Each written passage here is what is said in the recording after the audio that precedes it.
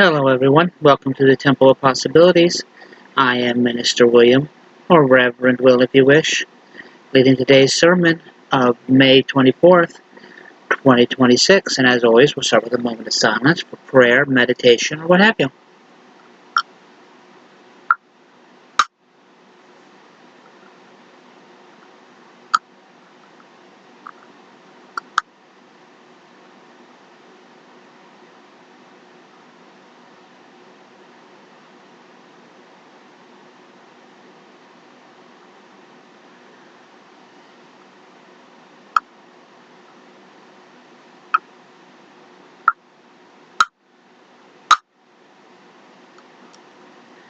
Alright, thank you.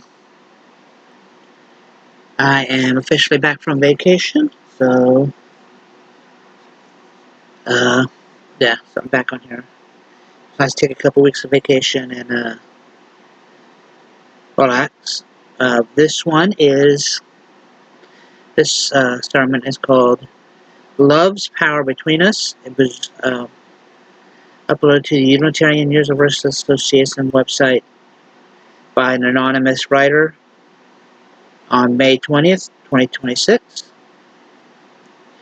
Return to the holy intimacy of being alive. John Rodell. At the end of the church meeting, a handful of people lingered in our conference room when someone relatively new to our congregation took a deep breath and a big risk because he didn't know many of the people present. He began by expressing dismay about the rising fascism of our country, invaded by the most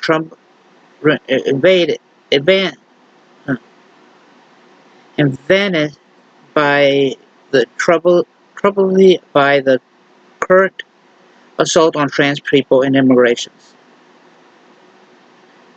evidenced by most troubling by the current assault on trans people and immigrants. What followed wasn't an intellectual conversation. He didn't recite news headlines, rather, he opened his heart, looked around the circle, and said with emotion, "I really don't know what to do. I'm very frightened for my trans child."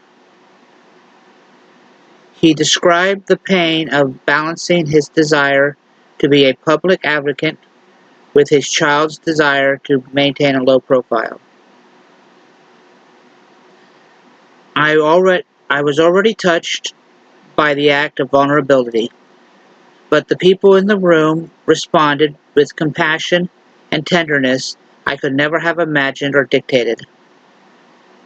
When the father said, "I know this isn't about me," someone else in the circle said, "Wait, it is about you. It's definitely about your child, but it's also about you and your feelings, and it's okay to bring that here." Another person offered, "My sister is trans, and I've had times of really worrying about her. She led a service here this summer, and it might offer you encouragement," another said. "Listen, I'm a teacher and I work with the Queer and Allies Club at the high school in the next town over.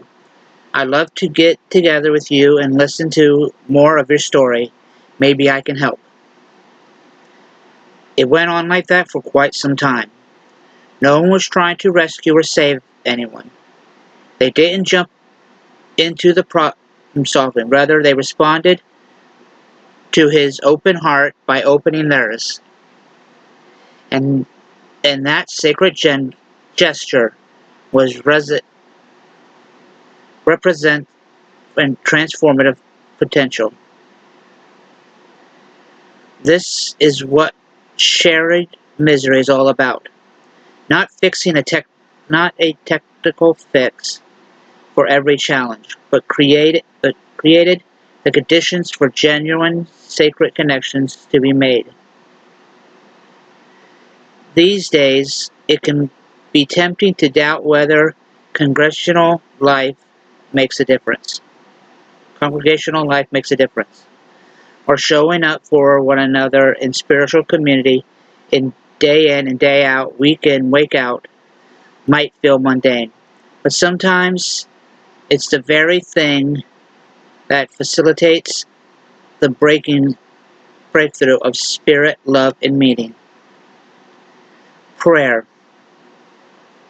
Transforming spirit at work both through and in spite of us. Kindle our courage to take risks for love and connection. In times of fear and overwhelm, remind us we are not on our own, but intricacy woven together in community. Between us, love's power is the most fierce. May we open ourselves more fully to its potential. Amen.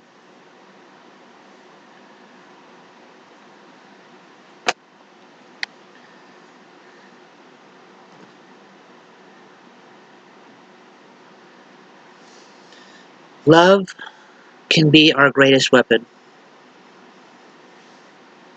especially in a world right now where everyone is afraid of what's on the other side of whatever.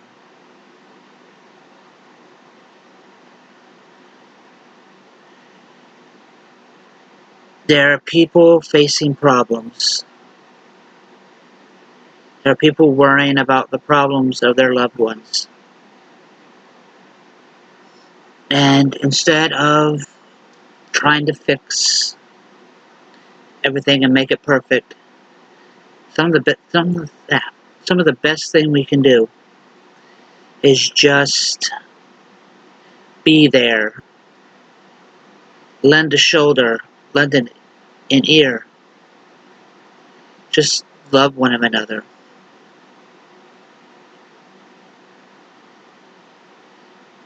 Like I always say here, we need to love each other for what we have in common rather than hate each other for our differences.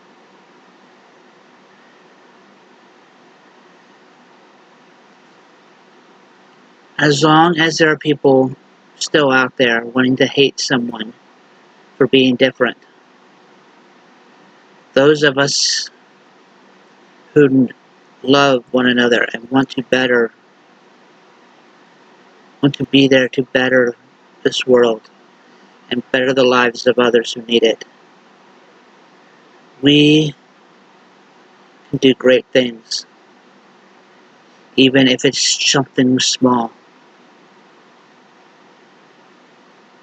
Remember, when we all come together, possibilities are endless. I'll see you next week. Thank you.